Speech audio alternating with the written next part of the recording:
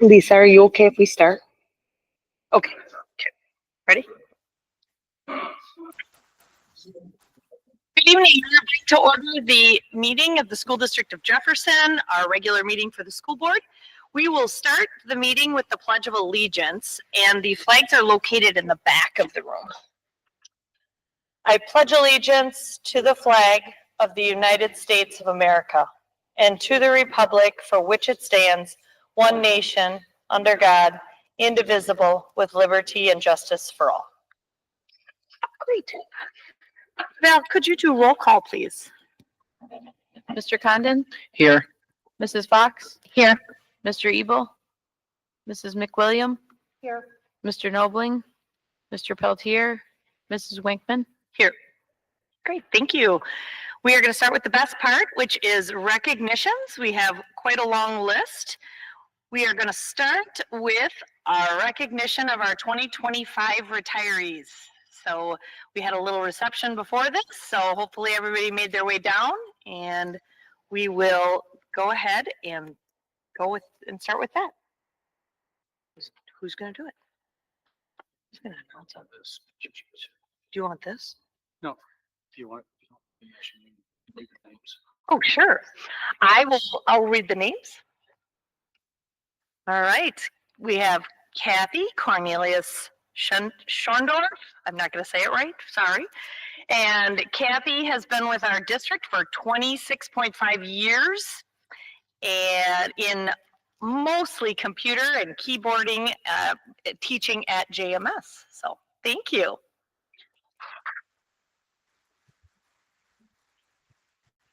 I don't know if I see the next one, but Gloria Gatica is a ELL paraprofessional. She has been at West Elementary and our high school, and she has worked at the district for 21 and a half years. So congratulations to her. Suzette Myers has been a library paraprofessional at East Elementary and has been with our district for 20 years.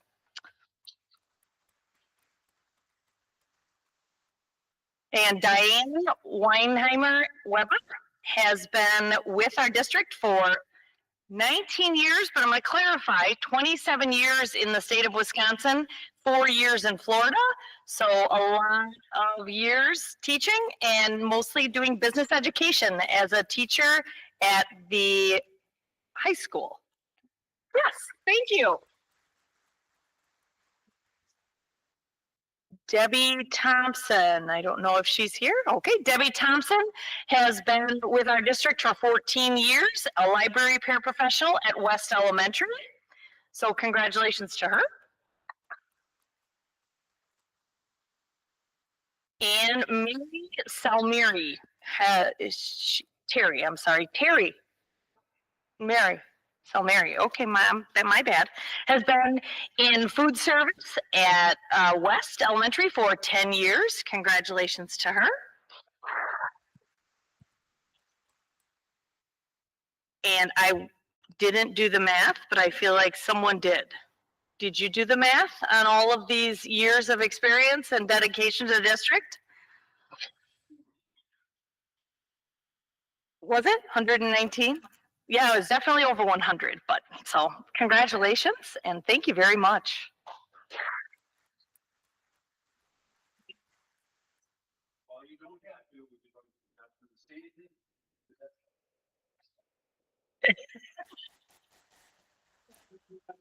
Well, I'm pretty shy and reserved. I don't know, I just know that Jefferson was going to be a stepping stone for me in that my degree was education at high school.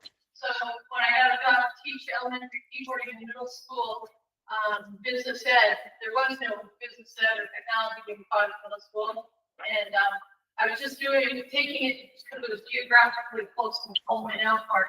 So it's just gonna be my stepping stone until I can find a high school job. So 26 years later, it's certainly been my rock and my foundation to an amazing career, which I really, truly enjoyed. And I've said before, and will continue to say, I never forget that it's people, and it's parents, students, it's staff, it's administration, it's community, definitely it's people.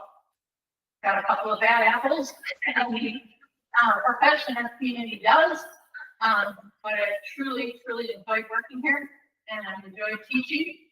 There's no doubt in my mind that teaching is what I was meant to do now. But I've been retired since January, and I gotta say, pretty good at that too. I'm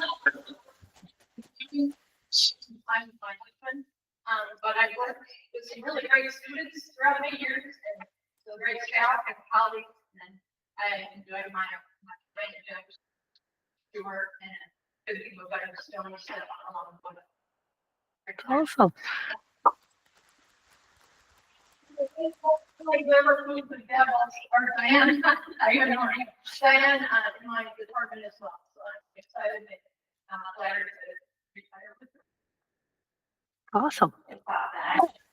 Well, I believe everything happens for a reason. And to be honest, I never saw myself here, because I grew up in Jefferson many times, and I made that quite hard. People might have great. I'm just for the students, not because it's that bad, just say you just never know where you're going to end up. I thought I would teach where I'm a student, but until I retired, that didn't happen, obviously. Life took my husband and I to Florida for a few years after we got married. And when we came back, I was fortunate enough to land a position here. And I never saw it as a stepping stone. That's okay, whatever.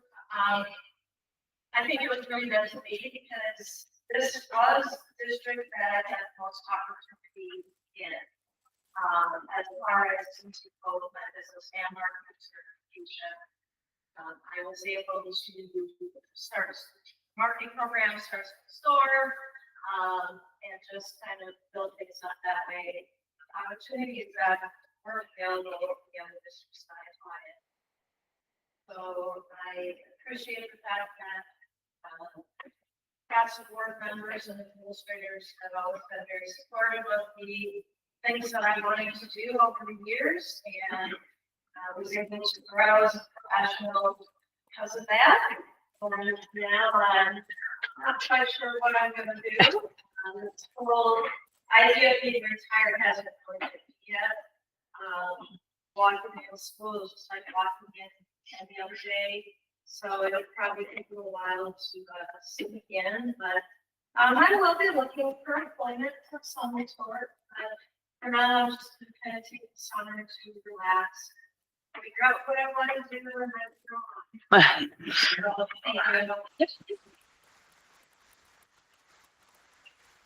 Now, if you'd like to use the office of party stories, I really want to encourage you to take advantage of the experienced staff you have. I get where your resources lie, but don't lose the experience you have. We have a lot of great staff, a lot of great experience. I get that it's the necessity for moving in for people, but take advantage of the experience you have. And please, when these resources become available, you have the technology you have to do. You have no computer classes in middle school. You have no keyboard in your elementary other than pushing software. You're asking students to learn how to use a keyboard by using a keyboard. And clearly, I'm a little passionate about that. And I understand the money that's in there and that component. But you have to get that back. All of you back in there, middle school level, high school student. That works. Great. Thank you. All right, thank you and congratulations and thank you to everyone that came to the reception as well. So thank you very much. We are going to move on to our next recognition, which is recognizing our track and field state qualifying athletes. I'm not sure how many are here. It's the summer, but Mr. Peterson. So I'm filling in for Mr. Sigrid's on vacation. I don't think we even track here. I'll kind of read through our athletes. Make him grab the microphone. Yep. You got to turn on, push that little button until the red light goes on. Hear me now? Yeah. Check. Yeah. Okay. So I'm here filling in for Mr. Coach Seegert. We did have some athletes that made it to the state track meet again this year. Danny Allison in discus, Ella Featherstone in the long jump, Jaden Golish in the 110 hurdles and 300 hurdles.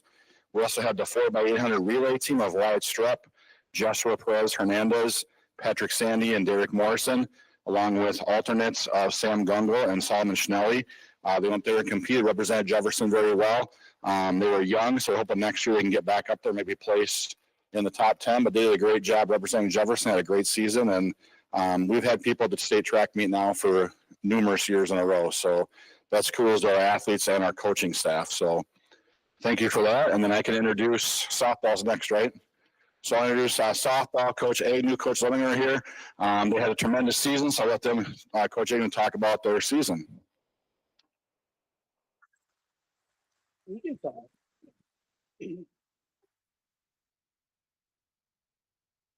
think tell me about this. So thanks, Mark.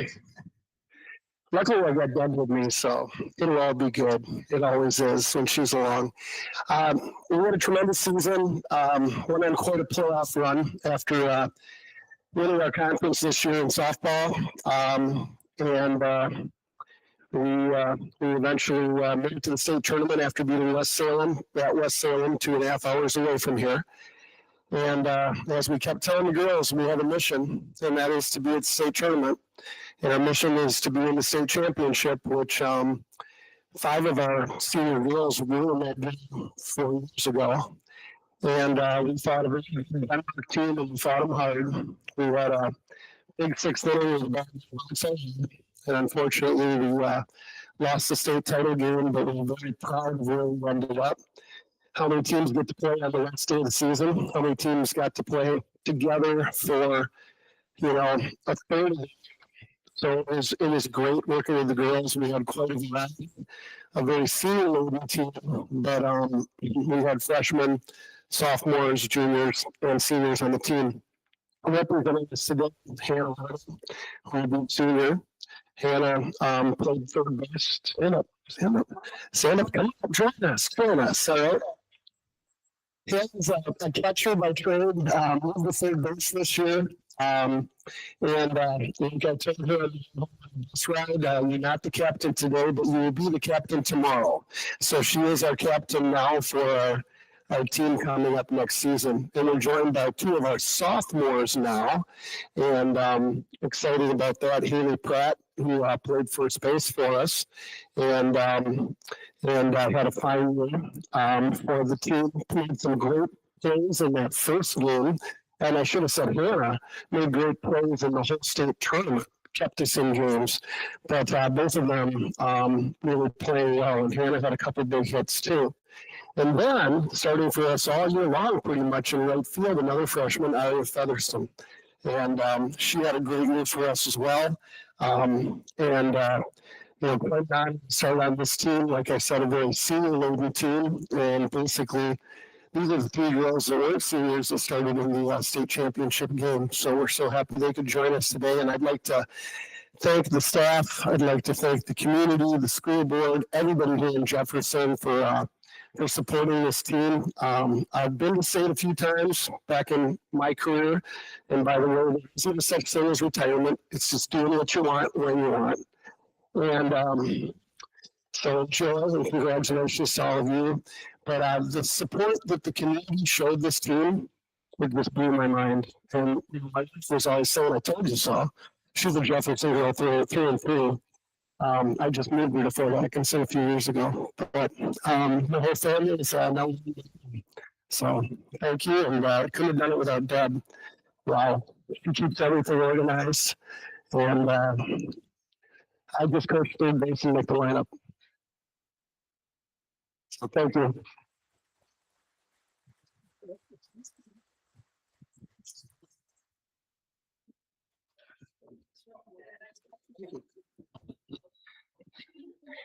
Hey Deb, I love the earrings.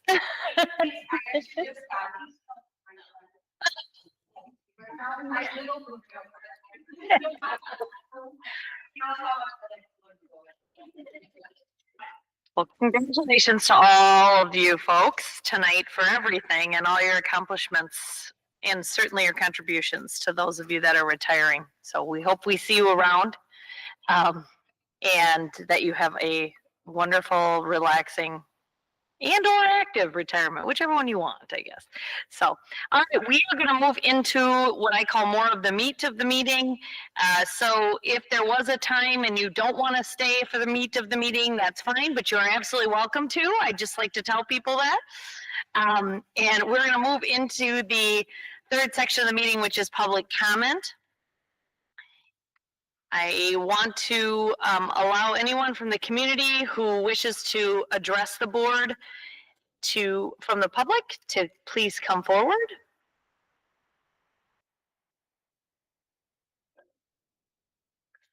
Is there anyone? All right.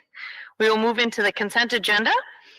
You board members, you will notice there are minutes from the June 9th meeting with 1 employment, 2 resignations, claims and accounts, and a long list of donations. And so anything in the consent agenda that you would like to have voted on separately, please speak. Otherwise, we will enter the consent agenda as one motion. Is there anybody that would like to pull anything out of the consent agenda and vote on it separately? Okay. If there are none, I would accept a motion to approve the consent agenda as presented. So moved. Second. Okay, with the motion and second, are there any discussions regarding the consent agenda? Okay. All those in favor, say aye. Aye. Any opposed? Motion carries. The consent agenda is approved. I will go ahead and read the donations in for the record. We have a donation from our Sullivan Paths group with a combined total of $2,849.50. That did go to the Sullivan 4K celebration snacks, busing for all school field trips, planners for the students for the 25-26 school year, yearbooks for students and staff at Sullivan, and Jefferson Eagle t-shirts for the 5th graders. There was a donation in the amount of $750 from JMS PTO, and that $750 went to a microwave for the cafeteria and staff lounge, 1 each, and then classroom books as well as 8th grade memory books. There were donations toward our HOSA International Leadership Conference that's in Nashville, and that it came in separate donations. We have $200 from JM Carpets, $250 from Morton Drug Company, $500 from Ebby Family Dental, $600 from the American Legion Post 164, $100 from Paul Didion, $100 from Century 21 Integrity Group, $100 from Jason Marin at Fairway Mortgage, $100 from Lake Country Heating and Cooling Incorporated, $100 from Country City Credit Union, $100 from Johnson Creek Veterinary Clinic. And then we also had $1,000 discount on a baseball batting net from Bob Wickman at for JHS. $650 monetary donation from Herringstown Inn to the Jefferson High School for Eagle Days for golf, tennis, softball, and tennis. Must be boys and girls tennis, sorry. And then $400.38, a monetary donation from Jefferson FFA alumni to the JHS FFA for livestock stand. $250 monetary donation from Kim Wilson to JHS for wrestling. $260 monetary donation from Herringstownian to Jefferson High School FSE sponsorship. And $350 monetary donation from the Corner to the Jefferson Middle School in conjunction with Family Dine Out Night.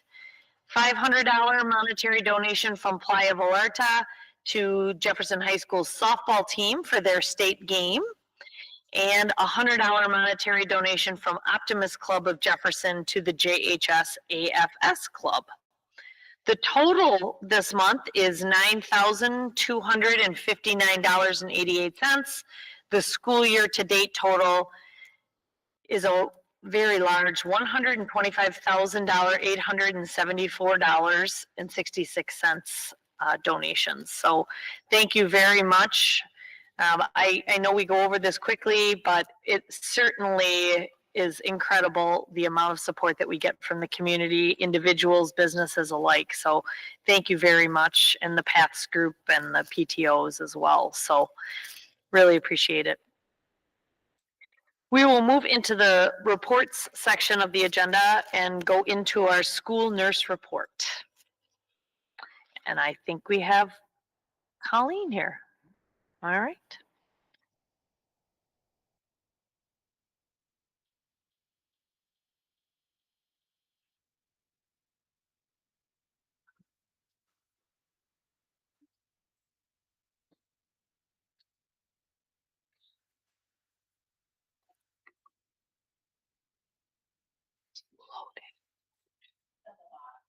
You kind of push a little button and then a red light goes on. Yeah, it's weird. Can you hear me? Okay, thank you for having me here this evening. I appreciate it. This is kind of the finale of my year. I get to see all the numbers. I mean, I've already seen them, but I get to show you what we have accomplished this year.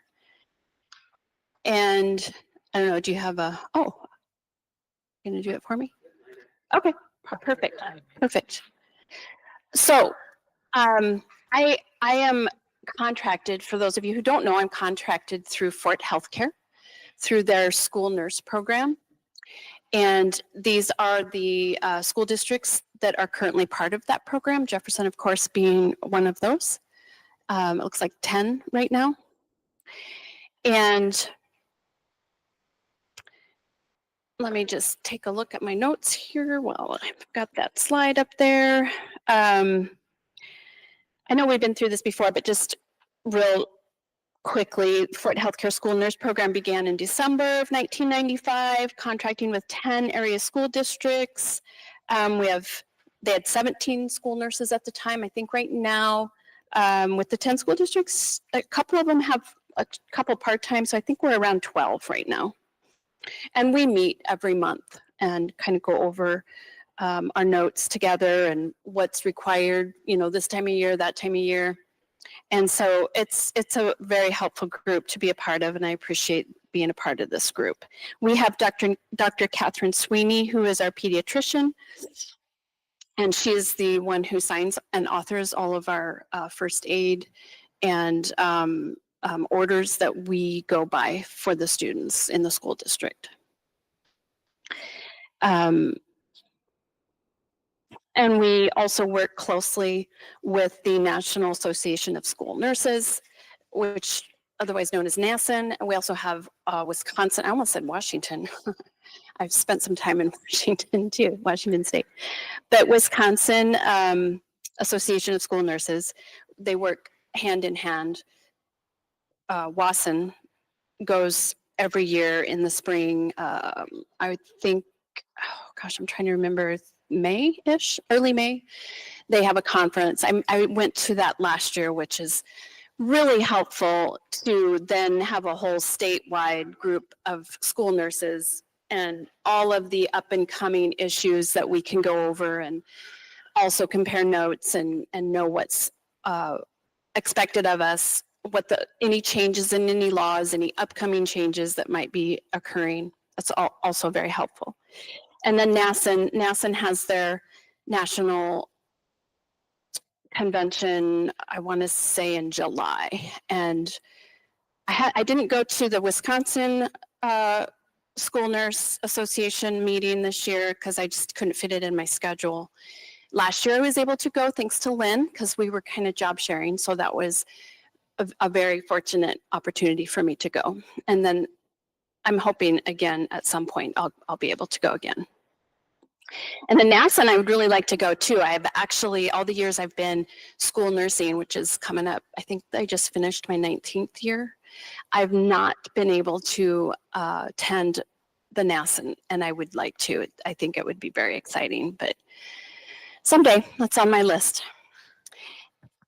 We have those two associations that help back us. If you want to go ahead. So this next slide is just the school nurse practice framework.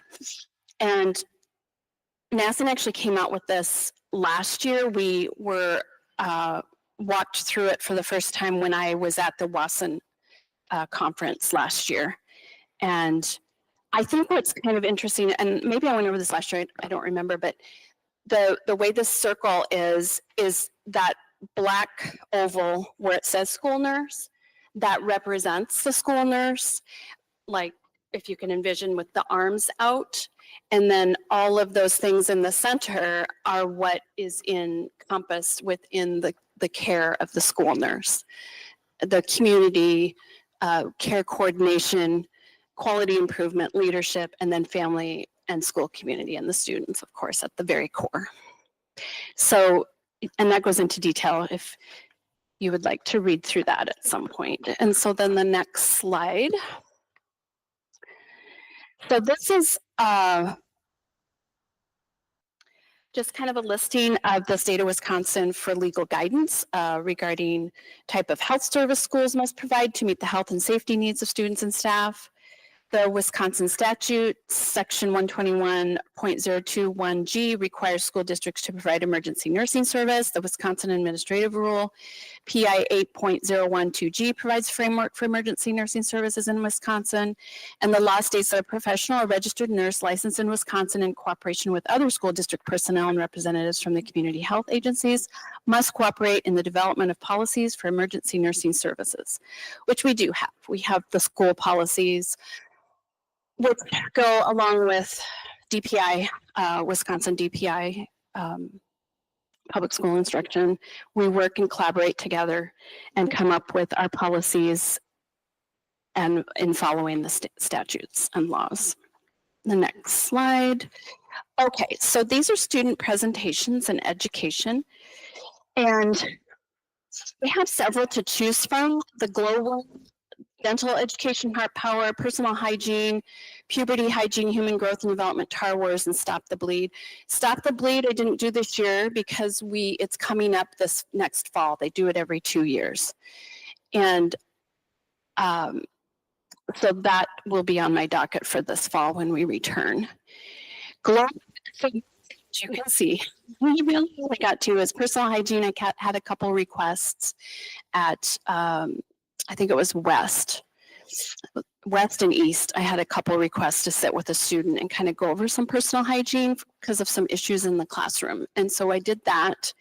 And then we do the entire 4th grade girls and boys. We divide them in from the girls and boys. And the gym teacher takes the boys and I take the girls. 4th grade is a very just a very broad general personal hygiene. A little bit about their body and what's going to happen soon. And then 5th grade girls and boys, they go off separately as well. And we get into a little more detail about changes that are coming with puberty. I really enjoy those classes. I think a lot of people are kind of, ooh, you know, it's a touchy subject. But my husband was a biology teacher, A&P and all of that. And as myself being a nurse, we had lots of discussions with our kids. So to me, it's exciting. It's exciting. And then it's exciting to see the difference between fourth grade girls. I don't do boys, so I'm not really sure what's going on there. But with the girls, fourth grade and fifth grade is such a difference. The fourth grade girls are all giggling and scared. I'm so scared. So we kind of go through that. And no, it's not scary. And then you come in with the fifth grade girls and they're like, yeah, whatevs. Fun to listen to, and they have really good questions. But I really enjoy that. And then I also feel like it gives me an opportunity to really get to know those girls in those grades. And I see them in the hallway, and all of a sudden they know who I am, and I really like that. So with the other ones that I have zeros by, Tar Wars, Heart Power, Glowworm, I just didn't have a chance to fit those in my schedule. Honestly, I was looking forward to Heart Power because I had done that last year with Lynn, and I really enjoyed it. It's all about the heart, and that again is fun to listen to kids and what they know and what they, and then you have to kind of correct them or teach them something new, and it's really exciting. But honestly, it was February came and went as every single month this year did. And it occurred to me, because we do it in February, because we do it with the Heart Month. And I just totally missed it. So I look forward to adding that back in this coming year. And then I'm also looking forward to doing some more, maybe the Tar Wars and the Glowworm or Glow Germ hand washing, because that's kind of fun, I've heard too. So with, which one did dental education, we have, and I'll get to that later, a little bit later in the report, but Seals on Wheels comes through and does a great job with our kids K through 8th grade. And so I kind of feel like some of that dental education is being picked up by them, and is really helpful. And so go ahead and next slide. So this slide is just giving you a picture of some of the emergency equipment that we use with the EpiPens. We have some syringes with a bottle with some emergency medications that we use. These are just all different kinds of forms.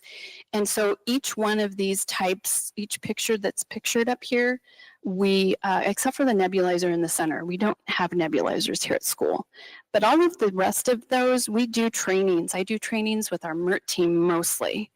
And then any kids that have these emergency medications that go on field trips, then I have a spreadsheet, and then we have a list, and I check and make sure that every teacher, or at least one or two of the teachers going on those field trips, are trained and understand how these medications work and when they're needed. So I think that gives you a good idea of what we're up against with those. And then the next slide. This is, again, it goes into more detail with how many and the actual, basic and oral medication, epinephrine autoinjectors, glucagon, seizure medication, the opioid antagonist, inhalers, Solu-Cortef injection. We have one student he'll be in middle school next year that we use that and have it. Well, we don't use it, but we have it in case we need to use it. So I do training for that. CPR, first aid, stop the bleed, diabetes treatment, communicable disease, number of MERT drills, G-tube feeding. We have one student, and I trained 5 paras for that this year, even though it's mainly just a couple that do the actual tube feeding. But I like to have those backups in case something would happen and they weren't there. And so you can see the numbers next to all of those, epinephrine being the largest, of course, because we do the all-school training with that. And we just want to make sure that the students that we do have with EpiPens are in good company with staff and teachers who know how to treat that. And then some of them are smaller, which they're a little more geared more toward specific students. Because with EpiPen, even though we have those students that are diagnosed and have their prescriptions that they bring here and keep at school, we also have the EpiPens, stock EpiPens that we keep in the offices of each school in an emergency bag, that if we have a student that has a allergic reaction that we didn't know had an allergy, then we have the stock EpiPen that we can grab and use for them. And that's the main reason why you see a bigger number of people trained for that. And the next slide are student health concerns. This was interesting when I filled this out, I'll just tell you, because I really had to, so our total enrollment this year was 1612. And then I went through all the numbers with the chronic health conditions. And I was very surprised at the 61% of enrolled students that are reported to have one or more chronic health condition. And I look at that number, and it's actually a little bit higher. I think last year's was 58%. And I look at that number, and I just kind of nod my head and say to myself, that is why I'm so busy all year long, and every month just flies by, because that percentage represents really why I'm here and why my assistant's here. And although we are here for the other 39%, of course. It's just that these are the kids that have been diagnosed, that have the flags on their names in our med book, all of that. And it's a good feeling to know that that's what I'm here for and that's my purpose. Interestingly enough, to look at this number for diabetic students, we're down to 5.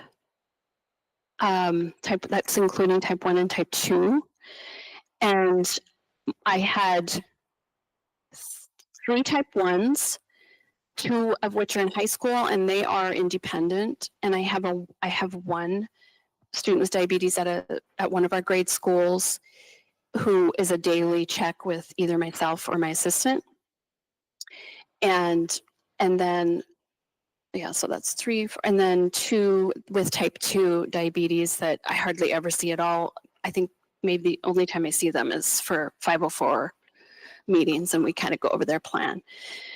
It's interesting because I feel like maybe just maybe diabetes is getting a little better controlled, and maybe we're not going to have as many. I don't know.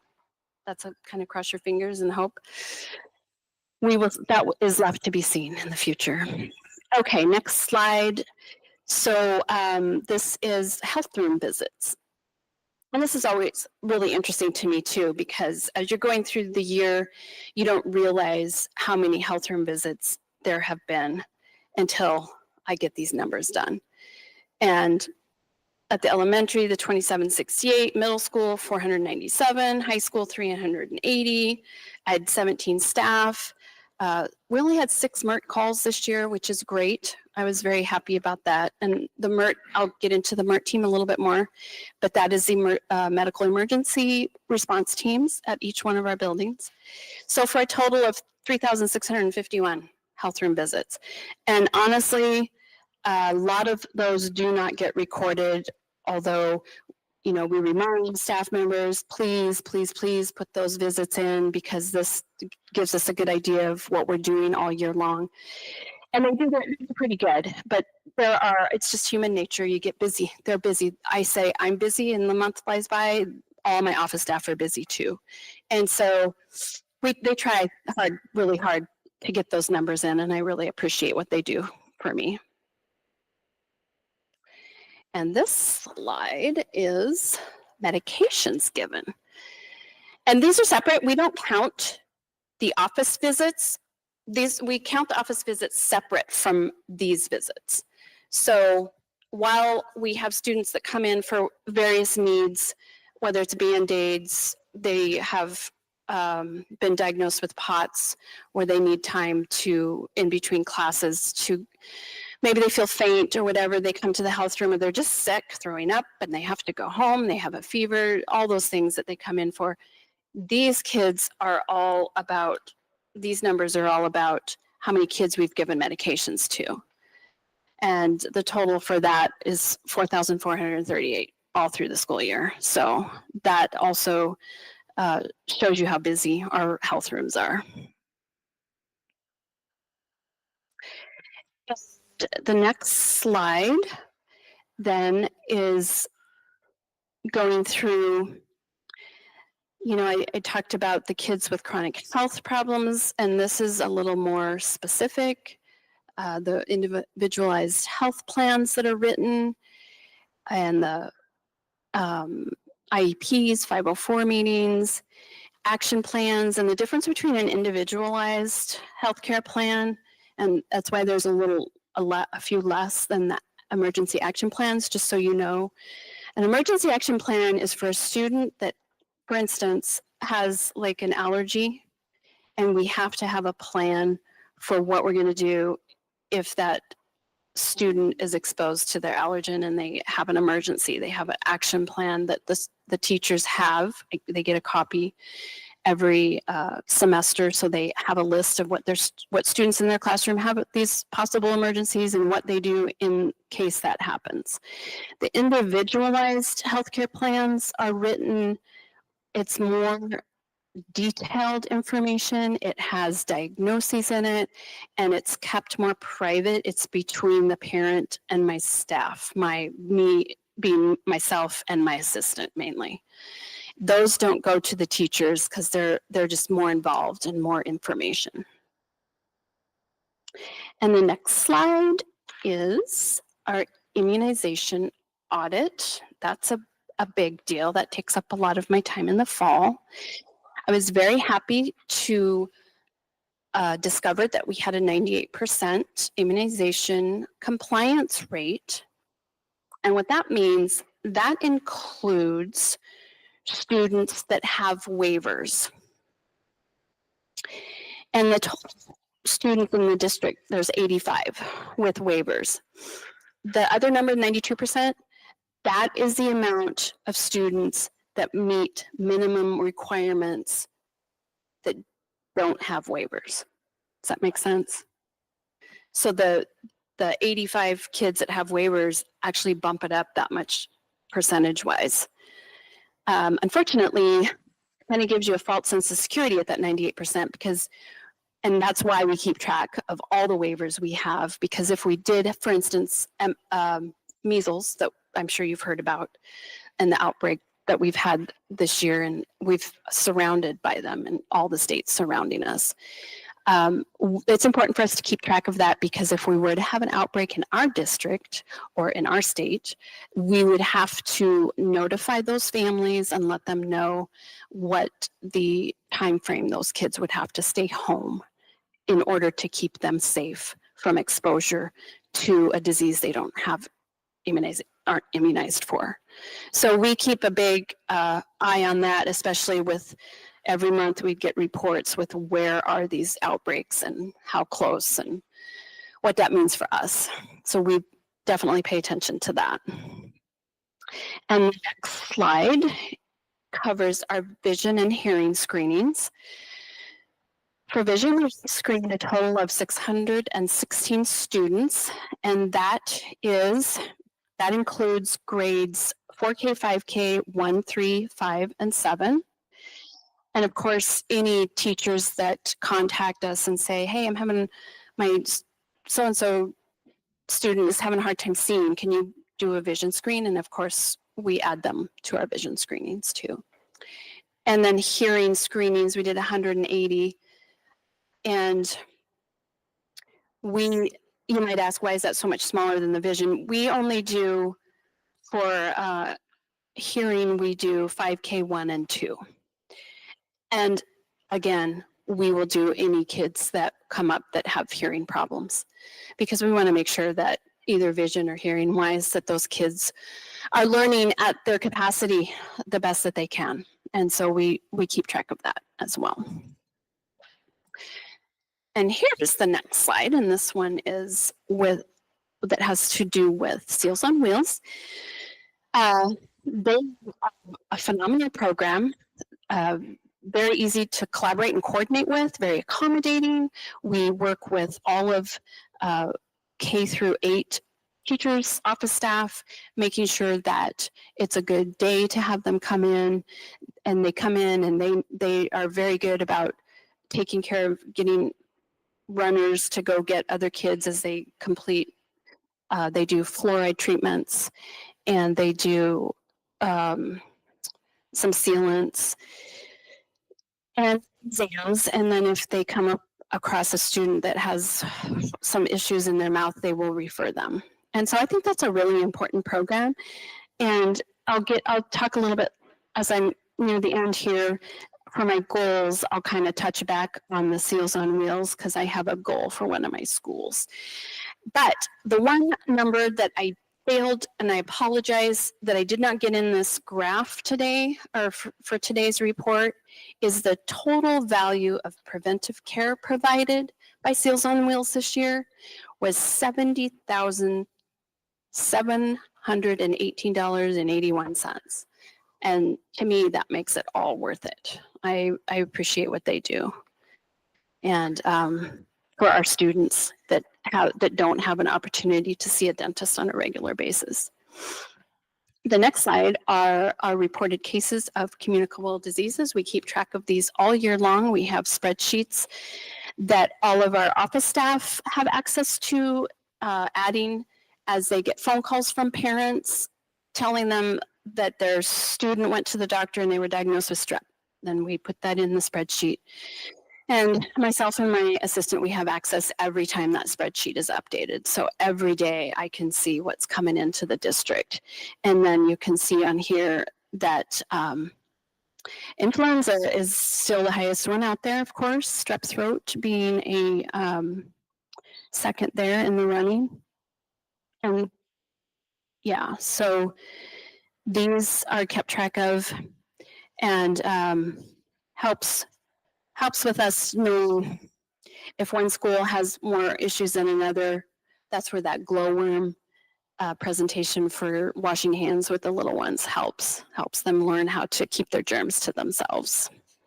The next slides are the last couple of slides, and this was my goals for last year. Continue to fine tune the field trip preparation. Thanks to Lynn, she was on a committee last school year, all year, and they came up with a really helpful kind of a field trip kit, and I used it all year. And let me tell you, we had so many field trips this year. I think that's in one of the numbers in one of those graphs. I didn't actually read it, but I want to say we had, gosh, I want to say we had like 5,000 kids. We had like 5,000 kids go on field trips. I think it was like 170 field trips, if I remember right. That's me. I do all of that prep. So it's a lot of time, and it was kind of fun seeing the girls come up from the softball because I know those names because I have to process them for other field trips that they go to. And so it was like, oh, that's who that is. It was kind of fun to see that. So that I think was very well reached. I used that program that she helped develop, and it was very effective. The second goal is develop a process procedure for offering over-the-counter analgesics per standing order. We do have standing orders, and over-the-counter analgesics include aspirin for adult people in the school district that might have like heart attack symptoms. That's the first thing we do is give them a aspirin under the tongue. We don't use aspirin for kids because of younger kids and the risk with chickenpox and Ray's syndrome. So we don't use aspirin for kids, but we do for adults. We have that and other analgesics and our Tylenol and ibuprofen. And we have not reached a point where we have that in stock. So that goal has not been reached as per keeping it here for the kids. We still require parents to just fill out a permission form and they bring it in so that we can have that here for a student if they need it. So that is still in the works.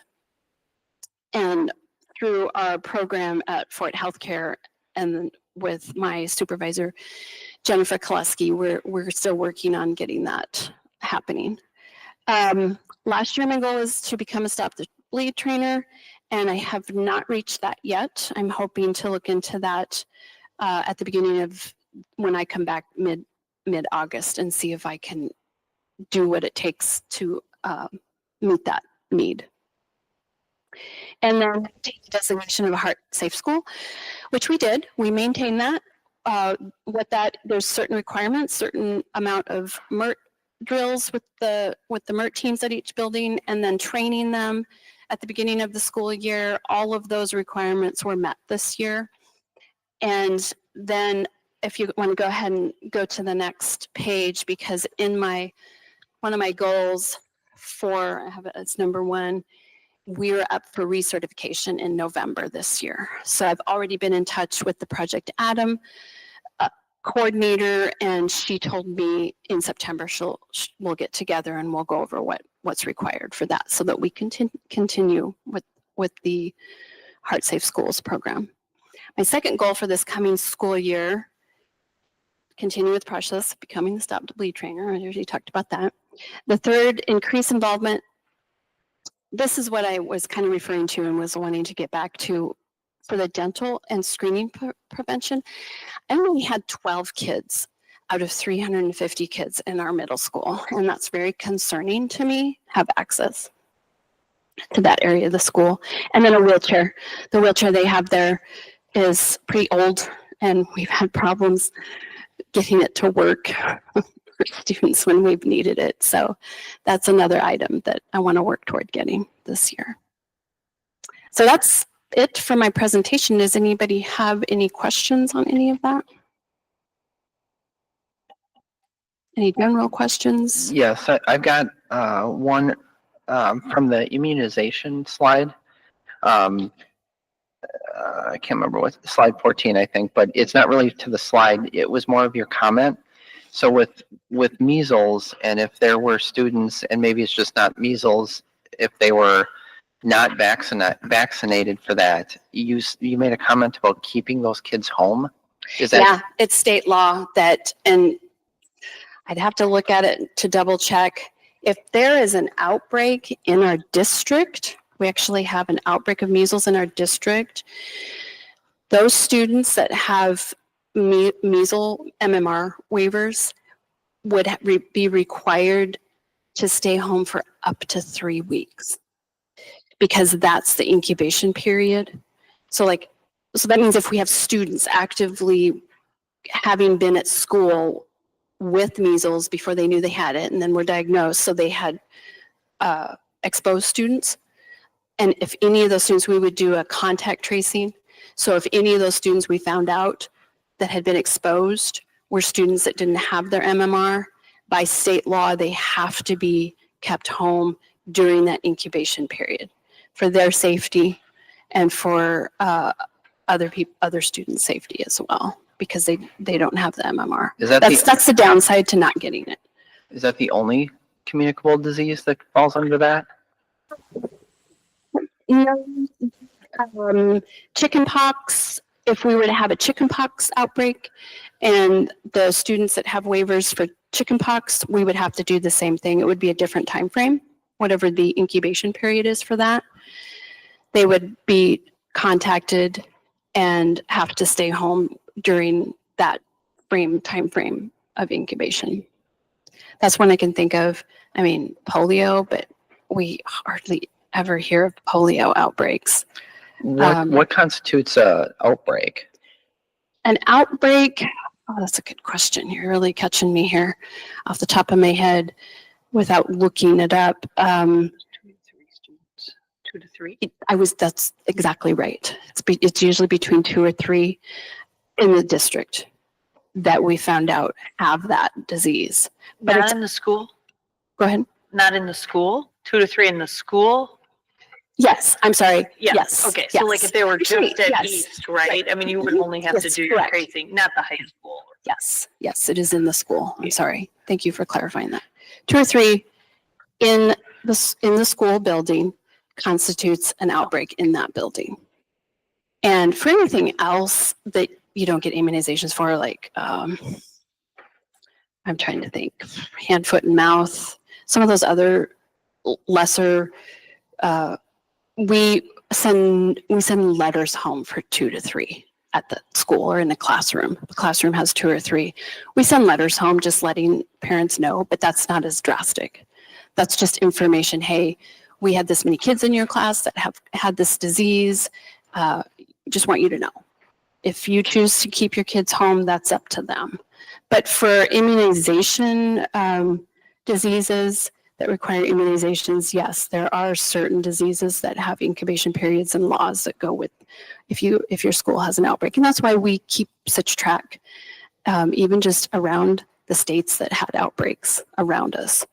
We want to know, because we want to know, is that in closing? Is that going to happen eventually? So far, it's keeping its way, specifically measles, is keeping out of the state of Wisconsin at this point. What will happen over the summer, I don't know. We'll find out at the beginning of the year where we stand with that. That was a really good question, though. I appreciate that. Do we have that documented anywhere? So, I found the state statute on it, 252.04, and paragraph 7 says, if an emergency arises consisting of substantial outbreak as determined by the department, meaning Department of Health and Right. Human Services, by the role of one of the diseases specified in sub 2, this is in that, at a school, keyword in this, the department may order the school to exclude students who are not immunized until the outbreak subsides. So they would take all the factors involved, the numbers and everything else, keyword that is may, but if the department ordered us to exclude, we'd have to exclude. Yes. And that's our local Jefferson County Department of Health, or does that go to a state level? It's the state level. I didn't know that. Okay, yeah, I guess, It's state, but they also work with local. Yeah, they'd work with. It comes down to local, and then the school districts work with our local health district. And they tell us what we have to do with that information. The takeaway of this is you can have a waiver and not be, receive the MMR. However, if there's an outbreak, then you may, keyword may, be excluded until the outbreak subsides. And that's paragraph 7 in this statute. Honestly, in my 19 years now of school nursing, I've never had that happen. We've had scares. And when I was in Washington State, we had a mumps outbreak, which is part of that MMR. And we had some scares, and I was working at a clinic actually when that happened. And we, encouraged immunizations for students that maybe didn't have them or had been a long time, may not have coverage anymore. But it never happened where there was a requirement. But we had to know, as working in the clinic and working with the health department, we had to know what that incubation period was in case we had a patient that had mumps and would have to report it to the health department. So yeah, that's all part of the paperwork that we go through and keep up on every fall as we go through these counts and report to the health department.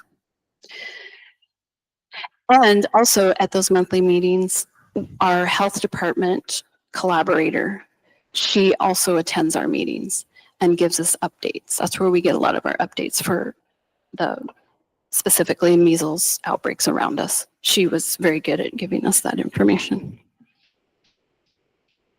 Do we have a plan then for the education of these students if that were to happen? Yeah, I mean, there would be an exclusion, so it would be an exempted absence. So we'd have to make sure that they receive some type of educational care. That's why working, my goal is for everyone to have a Google Classroom to make sure that they had that platform if it was necessary to go along with. Yeah. To piggyback off of what Tom had said and you had commented. So you mentioned chickenpox. If they had a waiver or wasn't vaccinated and there was an outbreak, the non-vaccinated would have to stay home. How does that work if those students had already had chickenpox? Therefore, I believe, once upon a time, if you had chickenpox, because when my kids were little, we didn't even have that shot. And so we documented it and reported to our schools because all my kids had chickenpox. So I had to know the date they had them and report them with their immunization reports. But now, and that has kind of over the last 15, 20 years has morphed. They would accept if your doctor had that information and you had it on your immunization card, school districts would accept that. But now it's kind of morphed into it doesn't count anymore. Your students have either been vaccinated with the chickenpox vaccine, or they have not and they need a waiver. So they don't even count if they've had it. It doesn't count because the reason that they have reached that determination is because there are times when students may have some sort of rash, and maybe they were diagnosed with chickenpox, or the parents thought they had chickenpox because they were around some other family member or playmate that had chickenpox, but it really wasn't chickenpox. And so really the only way to find out that is if you do a titer, and you can, by blood work, you can see if they have chickenpox antibody. But that's a blood test, poking the kid, and expensive.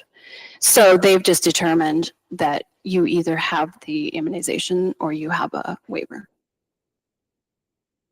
Unfortunately, it doesn't count. Well, and then like my son, for a good example of a child who had 3 chickenpox at 3 months old. So does he have lifetime immunity? I don't know. But I mean, he's an adult now, but as a child, if we had had a chickenpox outbreak, he wouldn't necessarily be safe from getting another round of it. I appreciate those questions. There's a lot of information about immunizations I constantly have to go look up every year when we're going through this whole report, because it's a lot. So I appreciate you asking. All right. I still have a couple more questions. We kind of, it was when the whole lights thing happened. You said the 13 middle school students with dental issues. It was 12. Oh, 12. The Sales on Wheels helped. Okay. That's all we had permission for. So did they come to you or somebody saying, hey, something doesn't feel right? Or Yes, I had students come in the health office 2 or 3 times. Besides those events, I had about 3 events, really, really bad dental issues. Oh, okay. Yeah. All right. And then just a couple more questions. The AED, the middle school only has 1 right now. Mhm. This is a lot wider footprint building. Does this building have multiple so that? Yes, we have 3 here. Okay. We have the one out in the auditorium right there.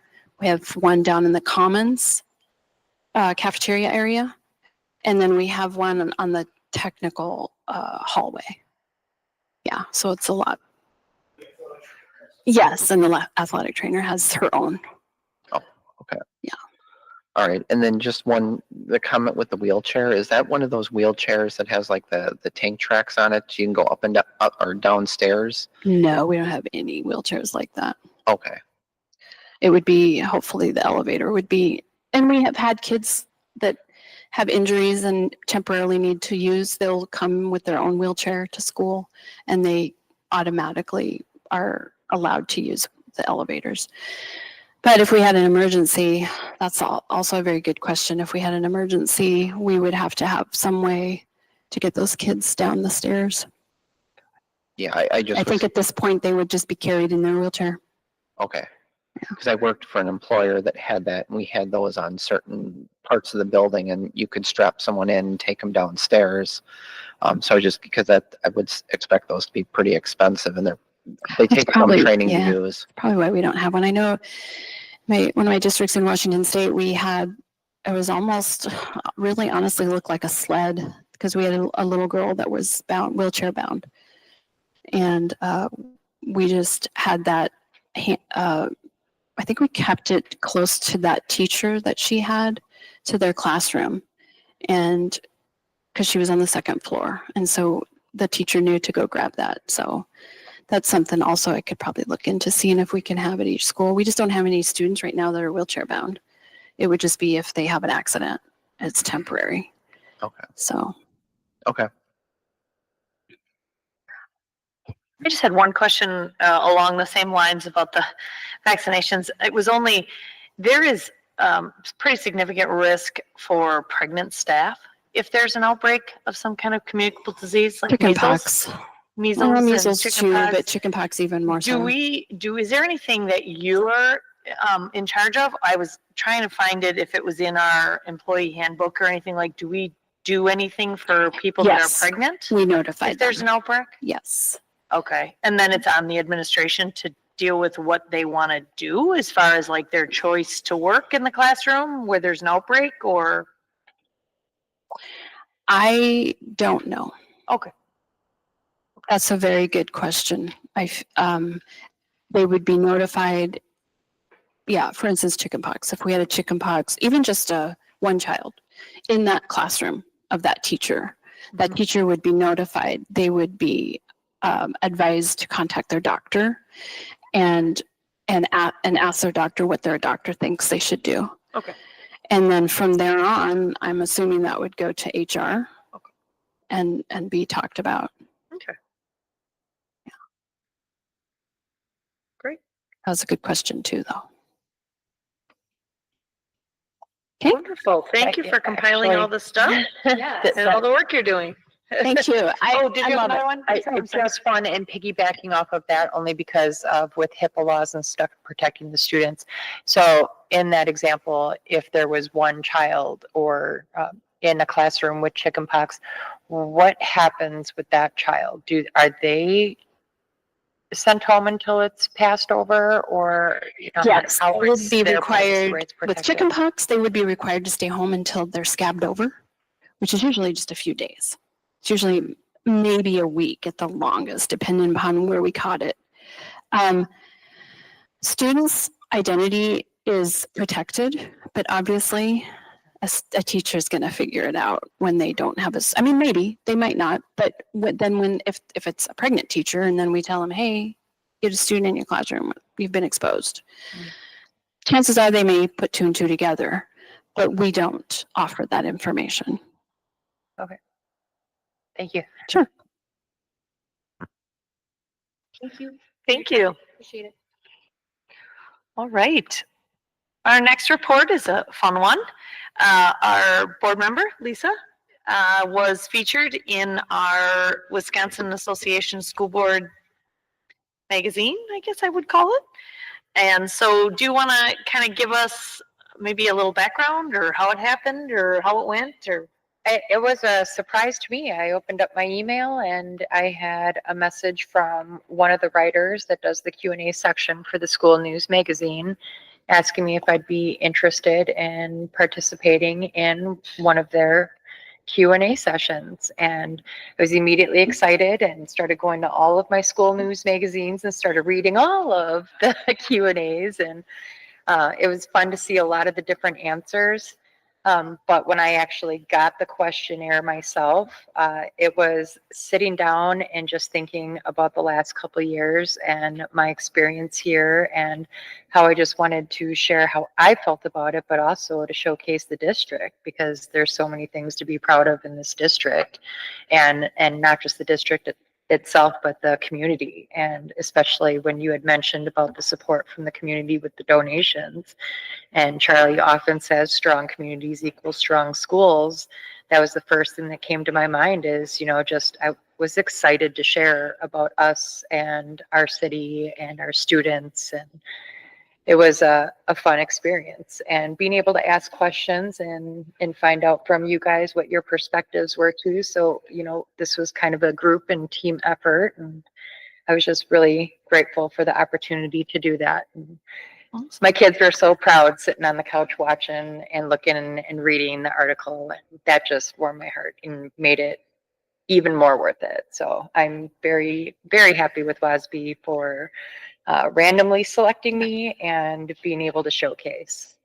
So if you haven't read it, definitely give it a read because it'll put a smile on your face. Yeah. We have an awesome team. Yeah. Lots of great things about the district. So thank you. That's awesome. Board members, any questions about that? Okay. All right, we're going to move into approval of the 25-26 employee handbook. This is an action item. I don't know if there's any discussion points before we make a motion or any questions. All right. If not, I would accept a motion to approve the 25-26 handbook as presented. So moved. Second. Any discussion?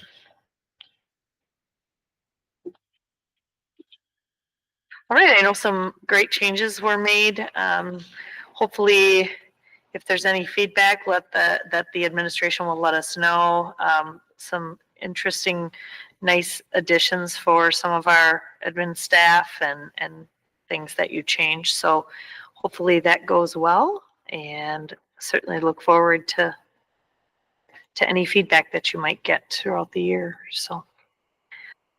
All right. All those in favor of approving the employee handbook, say aye. Aye.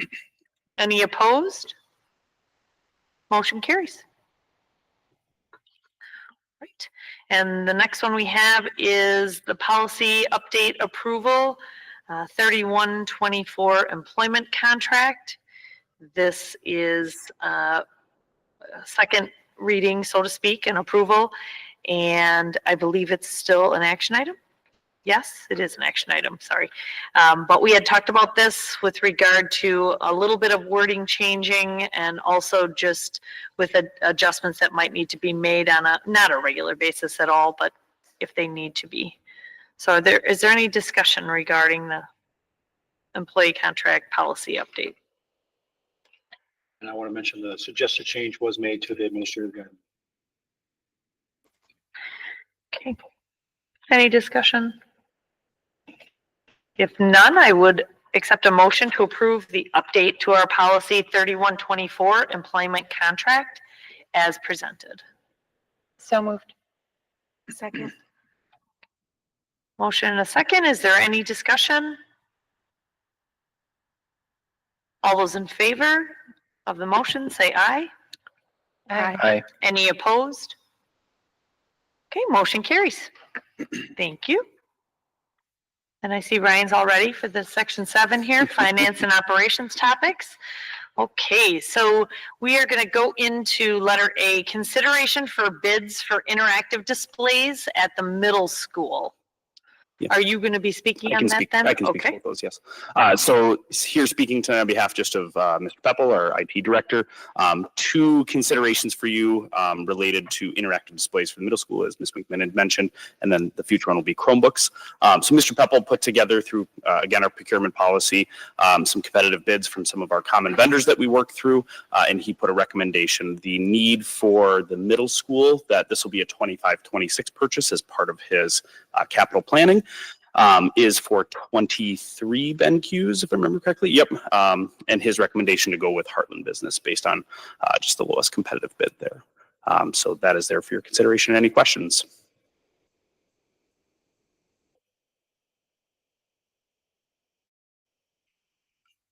If there are no questions, I would certainly accept a motion to approve the BenQ interactive display bid from Heartland Business Systems in the amount of $55,875.74 as presented.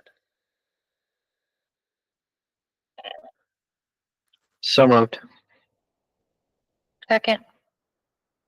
Motion and a second. Any discussion or questions? Georgia, are you gonna ask it? Oh, no. Okay. I saw you turn your mic on, so yeah. Okay. All right. All those in favor of the motion, say aye. Aye. Any opposed? Okay, motion carries. Consideration for bids on Chromebooks for 9th grade, 5th grade, East Elementary, 2nd through 4th grade students. I'm assuming this is somewhat our cycle. Yes. Yep. Yes. Correct. Yep. Yeah. So in this one, there's a lot of different models that it seems Mr. Peppel kind of works through. My understanding is really just looking at that comparative pricing between those vendors, but then also trying to make a good informed decision for a recommendation, what's going to provide that balance of lifespan for the 4, hopefully 5 one-day kind of life cycle for that, as well as performance for kids. So his recommendation here was from that Technology Plus Chromebook purchase, quoted at $89,299.50. I assume this is in the budgeted amount, within the budgeted amount. Correct, yeah, yes. Any questions? If none, I would accept a motion to approve the Chromebook bid from Technology Plus LLC in the amount of $89,299.50 with, I guess that we should put that in there, management console licenses from PDS if necessary. Yeah, the difference, I believe, is it came as a package as part of it from one of the earlier suppliers, where here we can just pick and choose only if we need some additional licensures. Okay. Is that a huge additional cost to get additional licenses or? I don't believe so, no. Okay. If I recall correctly, it's maybe $10. Oh, it is. Okay, Yeah. it's part of the 89? No, the amount is in the memo. Oh, for each additional license that's needed? Okay, I see what you mean. Okay. Oh, yep, I see what you're saying. Okay. Any questions? All right. If there are none, I would accept a motion to approve the Chromebook bid from Technology Plus LLC in the amount of $89,299.50 with management console license from PDS if they're necessary. So moved. Second. Any further discussion? All those in favor of the motion, say aye. Aye. Any opposed? Okay, motion carries. We do have our business and property insurance renewal, M3 Insurance. Ryan, are you going to be going over that? I will, This is pretty yes. standard. We do this annually. Yes, correct. Yep. Okay. So just a couple highlights, at least, just to pull out. Again, as always, if you're ever interested in seeing the full bounded packet, happy to go through that or share that with you as well.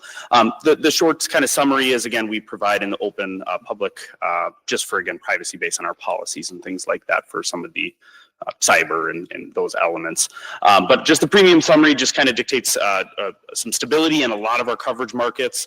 And then just really the story for this year would be an increase in our commercial property, combination of just the realities of that market and also personal loss within SDOJ from this past year. And then also the other kind of oddity, I guess I'll call it, is the environmental impairment liability. It's probably better branded as pollution liability. And so every 3 years, just based on we kind of get a buy two, get one free for batching our policy within 3-year increments. This is coming back for, even though it's listed under the expiring premiums, it wasn't last paid since 22, 23, I believe it was. So a lot of stability within there, some wins within workman's compensation. Our experience modification rate went down. Again, that ebbs and flows, but we as a district, the safety committee, as well as hard work by our custodial staff members, Mr. Graffin, work to try and prevent those slips, trips, falls, all those elements that lead to workman's comps or can lead to workman's compensation. And so that ebbs and flows, but that's a bright spot for us for this year. So recommending your approval for the premiums for our 25-26 business insurance premiums.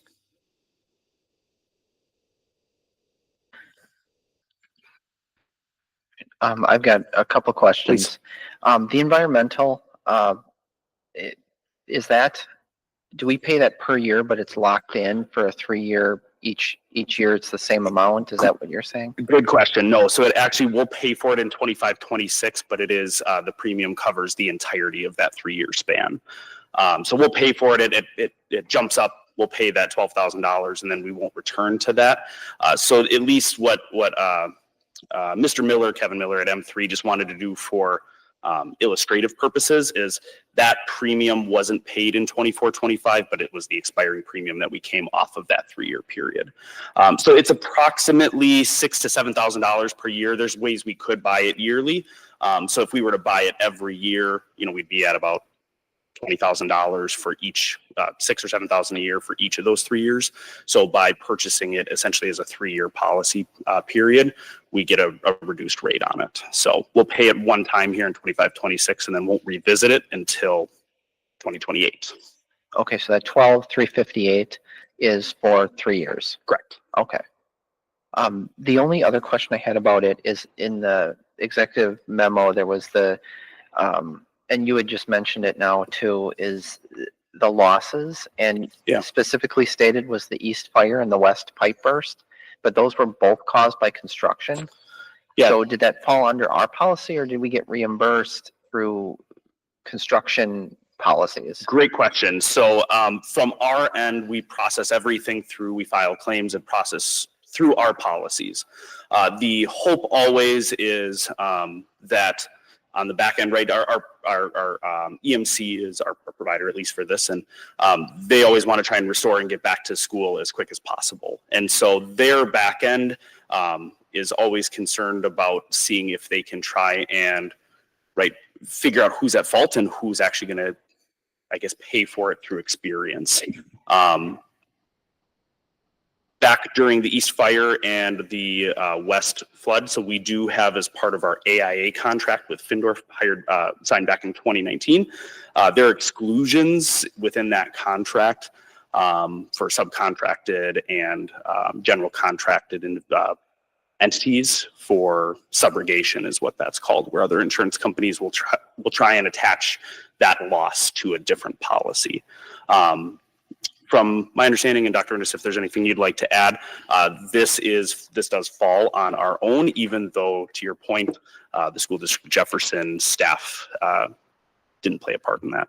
Anything you'd care to add? Yeah, and unfortunately, it all comes down to that A1A contract. And those are pretty rock solid, even if the fault does come to their own.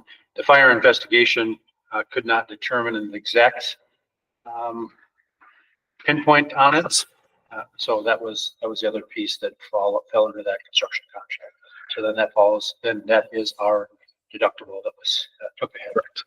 And part of those contracts, we are also required to buy supplemental additional builder's risk policies, which from first glance, when I hear that too, hey, that should be attached to that policy. The way that it's written is, and that's for all builder's risk, is it's really new construction and doesn't consider. So would have only really constituted the new construction that is happening at the high school. So that does fall then on our general business. And we do budget for our deductible every year, but, and so over the course, we're actually working with trying to kind of close out. It depends on when we get all of those materials to close both of those claims out. It'll span over the 2 fiscal years. And I'll make sure to mention that for July when we do our closeout for what is still outstanding from that we're expecting to still receive revenue from, that maybe the insurance company hasn't given us yet, but ultimately that experience does fall on the school district of Jefferson policy.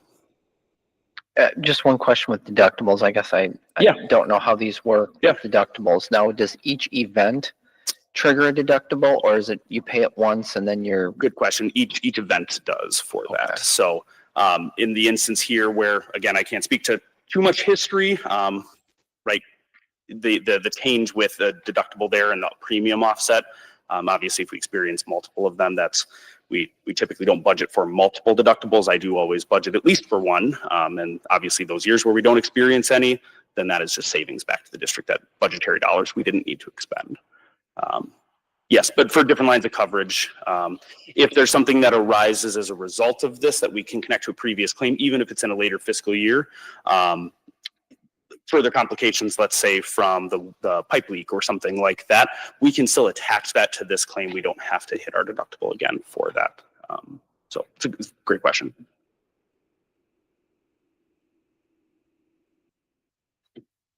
Also not familiar with insurance and deductibles and some of the wording. So with cyber liability, what is bind coverage? So that's just some language so really what we're doing is with the recommended here is to change coverage providers, similar coverage, but just a different insurance provider that we'll have to bind with, just really saying that we're committing to binding coverage with them.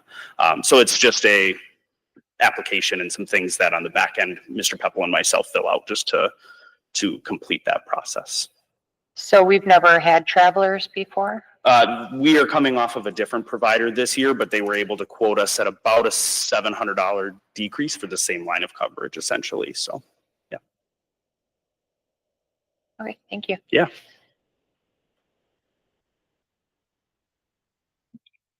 Any other questions? Right. If none, I would accept a motion to approve the renewal of the district's business insurance with M3 for the 25-26 school year as presented. So moved.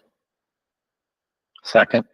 Okay, with a motion and a second, I did want to just say it again, big shout out on bringing down the workman's comp experience. That's a big one. That can be quite expensive, and certainly I realize it ebbs and flows. So can't always prevent accidents, but it is helpful. So, all right. All those in favor say aye.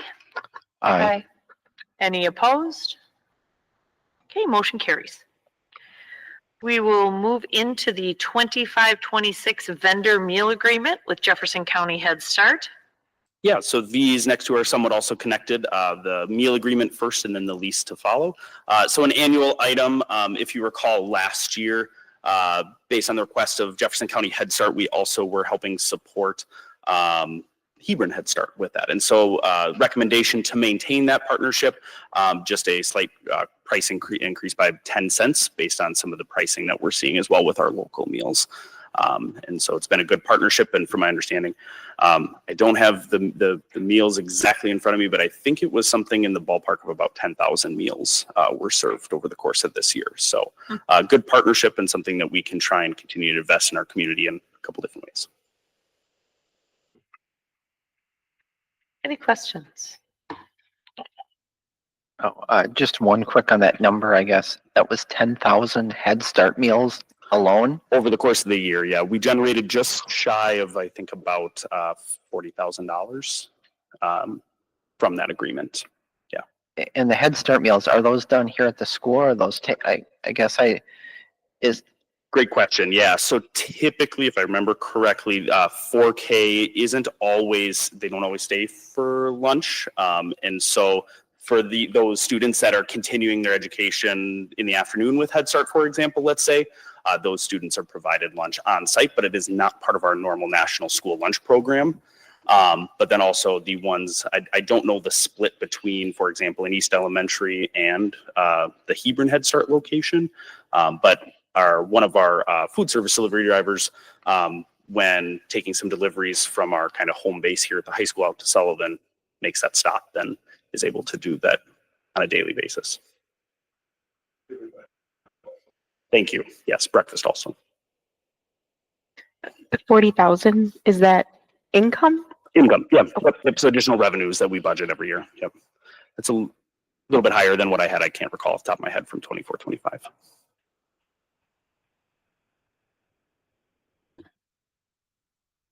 Any other questions? Right. Seeing none, I would accept a motion to approve the 25-26 vendor meal agreement with Jefferson County Head Start as presented. So moved. second. Motion and a second. Any further discussion? All those in favor say aye. Aye. Aye. Any opposed? Motion carries. It's very similar. We'll go into a motion about the lease agreement for 25-26 between the School District of Jefferson and County Head Start CISA 2. And now lease for physical space for their utilization of East. Very similar agreement to years past, just a CPI increase as we've done historically as well. So up to $324. Any questions? Happy to take them. Renewal is just increases by, did you say CPI? Yes, that 2.95% from 315. Okay. Any questions? Seeing none, motion to approve the 25-26 lease agreement between the School District of Jefferson and Jefferson County Head Start CISA 2 as presented. So moved. Second. All right, any discussion? All those in favor say aye. Aye. Any opposed? Motion carries. Thank you. Thank you. Letter F is our WIAA membership renewal. Annual, I believe. Yes. Okay. So you will see that attached. Were you going to make any comments about that? I don't know if people have questions. Just a quick comment. We are a member school for high school. We are not for middle school. I don't know the percentage of middle schools that are, some aren't. Our area middle schools are not.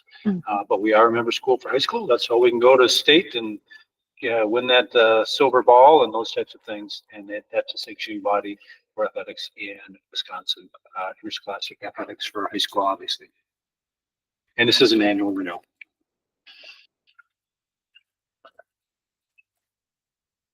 All right, any questions? Seeing none, I would accept a motion to approve the 25-26 WIAA membership renewal as presented. So moved.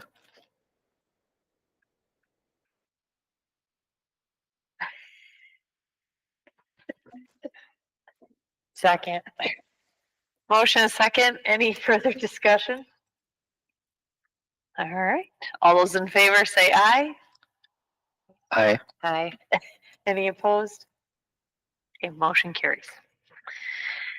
We'll move into communications portion of the agenda. Are there any future agenda topics that board members would like to recommend?